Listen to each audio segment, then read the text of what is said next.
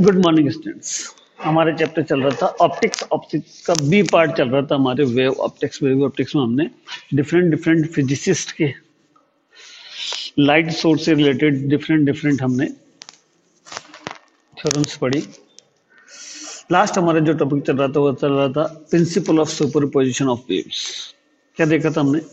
When A number of waves travelling through a medium superimpose on each other, the resultant displacement at any point at any instant is equal to the vector sum of the displacement due to the individual wave at the point. Diagram में भी देखा था हमने और रिलेंथ में ये concept कर चुके थे।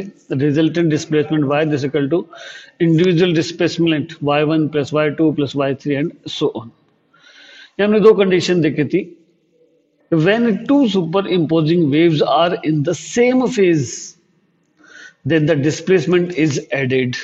Means the amplitude is added. देखा था हमने कैपिटल A या capital R is equal to A1 plus A2। इसका उल्टा अपोजिट फेज में सब्ट्रैक्ट हो जाएगा capital R is equal to A1 minus A2। Coherent source की बात करी थी। कोहेरेंट सोर्स में दो मेथड पढ़े थे कोहेरेंट सोर्स प्रोड्यूस करने की, एक by division of wave front, एक पढ़ा था हमने बाय डिवीजन ऑफ एम्पलीट्यूड। फिर हमने इनकोहेरेंट सोर्स की बात करी थी। फिर हम relation between path difference and phase difference follow किया था। एक छोटी सी टेबल बनाई थी सेम फेज और अपोजिट फेज के लिए। फिर हमने इंटरफेरेंस ऑफ लाइट पढ़ा था। फिनोमिना ऑफ इंटरफेरेंस कंप्लीट किया था। कॉन्सेप्ट पढ़ा था। Interference are two types, constructive interference and destructive interference. इनमें दो फॉर्मूले हमने ड्राइव किए थे। इंटेंसिटी कंस्ट्रक्टिव इंटरफेरेंस के समय रिजल्टेंट वेव की जो इंटेंसिटी मैक्सिमम रहती है equal to root I1 plus I2 का स्क्वायर एंड एम्पलीट्यूड मैक्सिमम रहता है A1 प्लस A2 का होल स्क्वायर। डिस्ट्रक्टिव इंटरफेरेंस में अपोजिट फेज की कंडीशन में इंटेंसिटी मिनिमम प्लस की जगह माइनस सिंबल रिप्लेस हो जाता है root I1 minus root I2 का होल स्क्वायर। एम्पलीट्यूड मिनिमम हो जाता है A1 माइनस A2 का होल स्क्वायर। फिर हमने यंग डबल स्लिट एक्सपेरिमेंट पढ़ा था कि स्क्रीन पर हमें कंस्ट्रक्टिव और डिस्ट्रक्टिव इंटरफेरेंस के फलस्वरूप किस प्रकार से हमें ब्राइट फ्रिंज और डार्क फ्रिंज मिलती है। फिर हमने कॉन्सेप्ट कंप्लीट किया था। हमने एक फॉर्मूला निकाला था किसका? रिजल्टेंट वेव के एम्पलीट्यूड निकालने का, R is equal to root A1 square plus A2 square plus 2A1 A2 cos phi, where A1 is the amplitude of first wave, A2 is the amplitude of second wave and phi is the phase difference between two waves. Then intensity का formula drive किया था I is equal to I1 plus I2 plus 2 root I2 cos phi। ये इसको I1 I2 के form में हमने drive किया था। इनमें दोनों केसेस की बात करी थी। जब सेम फेज में सुपर इम्पोज होगी तो इंटेंसिटी और एम्पलीट्यूड मैक्सिमम रहेगा और जब अपोजिट फेज में एक दूसरे पे सुपर इम्पोज होगी तो इंटेंसिटी और एम्पलीट्यूड मैक्सिमम बना रहेगा। ये लास्ट टॉपिक था। देन आज की क्लास में हम पढ़ेंगे थ्योरी ऑफ इंटरफेरेंस फ्रिंज या पढ़ेंगे expression for the fringe width. Most important formula है। 12th क्लास में इस पर न्यूमेरिकल भी आते हैं और डेरिवेशन तो बहुत ही मोस्ट इंपॉर्टेंट है। डायग्राम वही जो हम पहले पढ़ चुके हैं।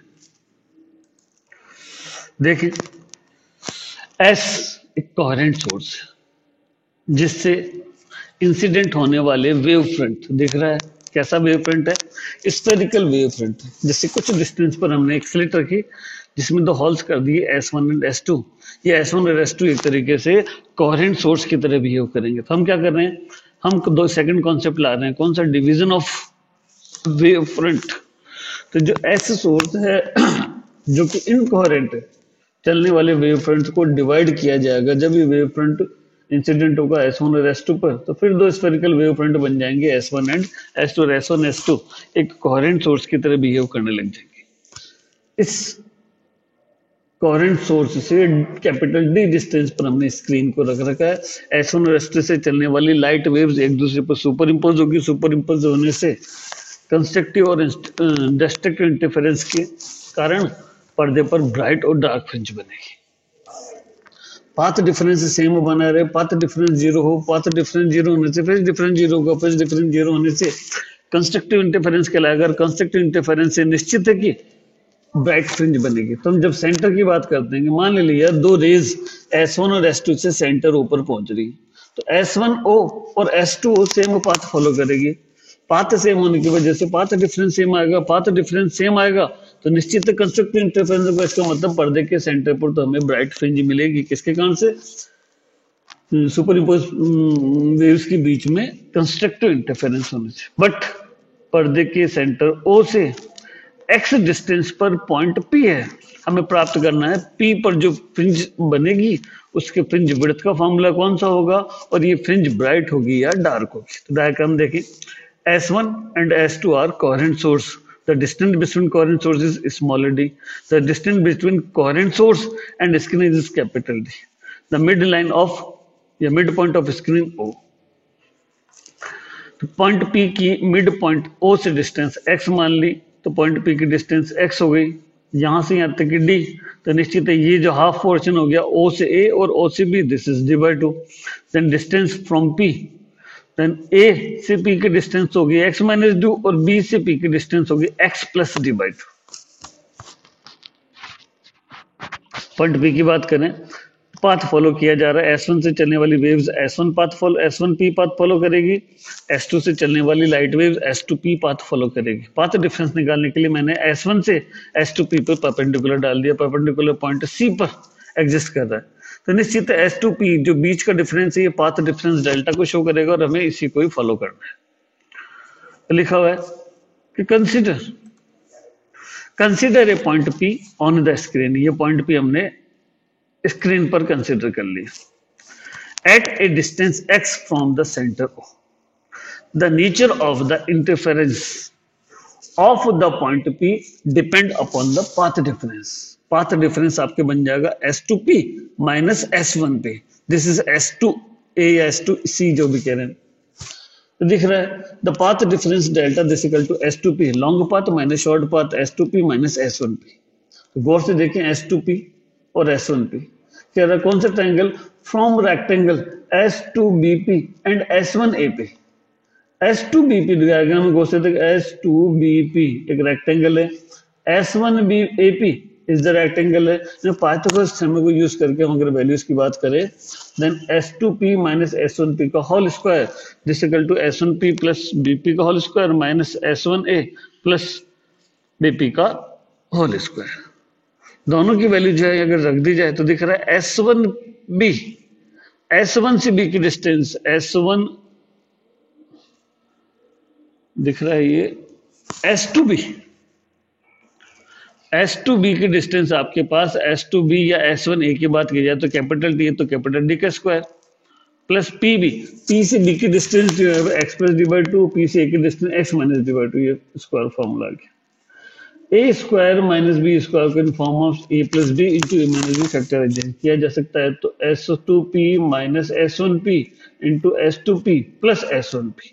इसको सॉल्व करने पर अगर हम इसको पूरा खोल के सॉल्व करेंगे तो बचेगा 2x small T.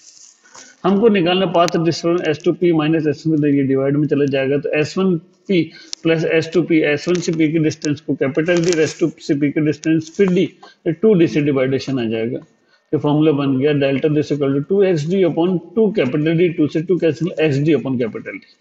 This is the difference between path difference delta this equal to x small d and capital, where x is the distance from O of the point P, small d is the distance between coherent sources, capital is the distance between sources and screen. Position for the bright fringe, जब बात करें bright fringe की तो हमने जब table पढ़ी थी हमने पढ़ा था ब्राइट फ्रिंज जब बनेगी, जब कलांतर टूपा जो है पढ़ा था हमने, फेज डिफरेंस इज द, देखो वापस देख लेते हैं एक बार, देखो हल्का सा देख ले, टेबल वापस याद रखनी है। सेम फेज में हो तो जो फेज डिफरेंस है वो रहता है even multiple of pi, path difference है even multiple of lambda by two. Opposite phase में ऑड मल्टीपल ऑफ पाई और odd multiple of lambda by two. यहाँ किसकी बात कर रहे हैं, पाथ डिफरेंस की, किस कंडीशन में, सेम फेज में, कंस्ट्रक्टिव की। द ब्राइट फ्रिंज कब बनेगी, जब कंस्ट्रक्टिव इंटरफेरेंस बनेगा। For constructive interference the path difference is the even multiple of lambda by to, तो फॉर्मूला बन गया 2n lambda by to, n से 2 से 2 कैंसिल n लैम्डा, तो x small d upon capital D this equal to n lambda, where the n is natural number 0 1 2 3 4, then x distance निकल जाएगी n d lambda upon small d. Clearly the position of various bright fringe as are follows. क्या हो, n बराबर 0 तो पहले या dark पहली fringe, दूसरी तीसरी, इस प्रकार से हम बात करें तो फ्रिंज की बात करें तो n बराबर 0 तो बन जाएगा x नॉट दिस इज 0 क्योंकि x की वैल्यू n की वैल्यू 0 हो गई. सेंट्रल ब्राइट फ्रिंज की बात हो गई. n this equal to 1 substitute कर दें तो lambda d upon small d, this is first bright fringe. n to this equal to 2 जब सब्स्टिट्यूट कर दे 2 lambda d upon d second bright fringe and nth bright fringe. तो nth bright fringe का formula है sn n lambda d upon d. Position of dark fringe के लिए वापस हो जाएगा odd multiple of lambda by 2 n - 1 lambda by 2. Value substitute कर दी जाए तो n1 सब्स्टिट्यूट कर दे तो ये हाफ तो अपनी जगह आ गया lambda d upon small d. और फर्स्ट डार्क फ्रिंज इस प्रकार से हम लास्ट वाला देखें तो xn dash this equal to 2 n - 1 capital D lambda d upon small d nth dark fringe. Fringe width की बात करें तो फ्रिंज विड्थ की डेफिनेशन कहती है it is the separation between two successive bright fringe और dark fringe. Width of a dark fringe beta, fringe width को represent करें beta dark fringe. Separation between two successive bright fringe, तो bright fringe कौन सी, पहले बनने वाली xn उसके बाद बनने वाली xn - 1, तो xn - xn - 1. xn का formula n lambda d upon d, n की जगह n - 1 सब्स्टिट्यूट करते हैं lambda capital D upon small d common ले जाते n n - 1 n से n cancel then lambda d upon d. The bright कह रहे हैं the fringe width of dark fringe is equal to lambda capital D upon small d. Same इसी form में हम करें तो fringe width of bright fringe, वही bright fringe के लिए separation between two successive bright fringe. Bright fringe के लिए हमने डैश की बात करी थी. ब्राइट फ्रिंज कम बनेगी दो डार्क के बीच का डिफरेंस, तो टू सक्सेसिव डार्क फ्रिंज आ जाएगी आपके x dash n minus x dash n - 1. उसी फॉर्म में रख दिया 2n - 1 lambda d upon 2d minus 2n - 3 lambda d upon 2d common ले लीजिए. ब्राइट फ्रिंज की जो विड्थ आएगी lambda capital D upon small d. गौर से डायग्राम को देखें तो डार्क फ्रिंज और ब्राइट फ्रिंज फ्रिंज विड्थ में सेम है कि दोनों के फॉर्मूले सेम है. डार्क फ्रिंज का भी formula lambda capital D upon small d, bright fringe का भी formula lambda capital D upon small d. तो जब ब्राइट फ्रिंज की बात की जाए तो डार्क फ्रिंज की बात की जाए फॉर्मूला बन जाएगा lambda. Lambda is the wavelength of coherent source, capital D is the distance between coherent source and screen, small d is the distance between two coherent sources. Note करके as beta is independent of nth order of fringe, इसका मतलब सभी fringe width में कैसी होगी, same रहेगी. Therefore the all fringes are equal width. Second, the fringe width of bright and dark as same. Angular width of a fringe represent की जाएगी theta से. फॉर्मूला या डेफिनेशन कहते हैं theta is the fringe width upon distance between coherent source and screen. तो beta upon capital D lambda, beta का हमने formula पढ़ा lambda capital small d, d से d cancel lambda upon d, then theta this equal to lambda upon d. तो गौर से देखा जाए theta is inversely proportional d and theta is directly proportional lambda. Theta is inversely coherent निकलता है. Angular width decrease with the increase in distance between coherent source के बीच की डिस्टेंस को इंक्रीज कर दिया जाए तो इसकी एंगुलर विड्थ कम होती जाती है. Second, theta is directly proportional lambda. Angular width decrease with when whole apparatus is inserted in liquid of a refractive index. Lambda liquid is less than lambda. क्यों कि पढ़ा हमने कि किसी भी लाइट वेव की जो वेवलेंथ होती है वो रेयर मीडियम की तुलना में डेंसर मीडियम में कम रहती है. तो लैम्डा डेंसर मीडियम है, lambda liquid is lambda less than. Condition for the sustained interference of light with good contrast. क्या कह रहा है पहला, two sources must be coherent source of light. Contrast अच्छा हो मीन्स मैक्सिमम इंटेंसिटी की bright fringe मिले. इसके लिए क्या इंपॉर्टेंट है, पहला two sources must be coherent source, दोनों सोर्स कोहेरेंट सोर्स होनी चाहिए. Second, two coherent sources of light should be close to each other. Third, the amplitude of two waves should be equal to the complete contrast between bright and dark fringe. Fourth, the two coherent source of light should be very narrow. हमने पढ़ लिया था अभी आपके सामने पूरा का पूरा कॉन्सेप्ट किसमें, इंटरफेरेंस में. इंटरफेरेंस में हमने फ्रिंज विड्थ पढ़ ली, फ्रिंज विड्थ निकालने का फॉर्मूला पढ़ लिया, फ्रिंज विड्थ का formula for dark fringe, fringe width का formula for bright fringe and angular fringe width भी निकाल ली थी. अब आ जाता है second phenomena, diffraction of light. Definition कहती है the phenomena of bending of light around the corner of an obstacle and aperture in the region of geometrical shadow of obstacle is called diffraction of light. अगर obstacle रखा है तो किनारों पर जो light waves है उनका जो ये मुड़ने का, डिफ्लेक्ट होने का जो ये फिनोमेना है, इसी को हमने क्या नाम दिया, डिफ्रैक्शन. अपर्चर हो तो भी डिफ्रैक्शन होगा और ऑब्स्टिकल हो तो भी डिफ्रैक्शन होगा. Type of diffraction, there must be divide in two types. कहलाता फ्रेस्नेल डिफ्रैक्शन, दूसरा कहलाता फ्रॉनहोफर डिफ्रैक्शन.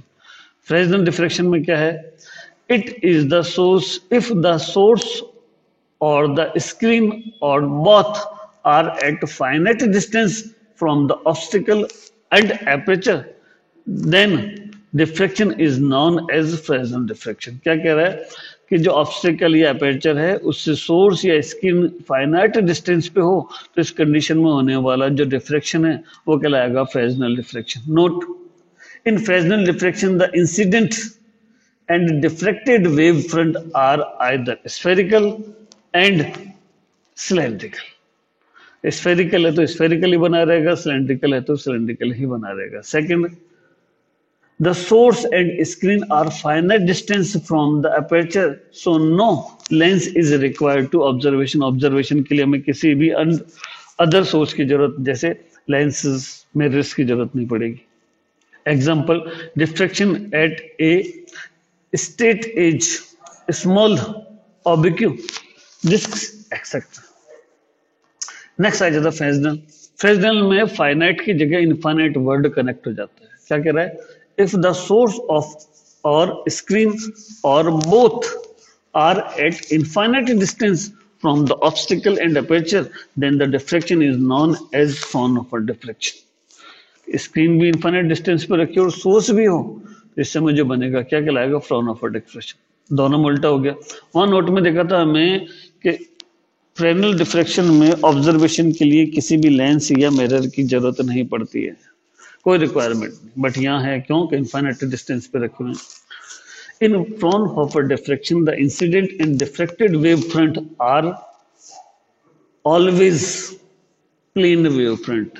यदि स्फेरिकल भी है तो लॉन्ग डिस्टेंस होने की वजह से वो प्लेन में चेंज हो जाएगा, और यदि सिलेंड्रिकल वेव फ्रंट है तो भी लॉन्ग डिस्टेंस होने की वजह से वो प्लेन वेव फ्रंट में चेंज. दूसरा, the source and the screen are infinite distance from the aperture and obstacle, so the lens is required to observation. The necessary condition for diffraction, most important, एक number का question maximum इसी में से आता है कि necessary condition क्या है.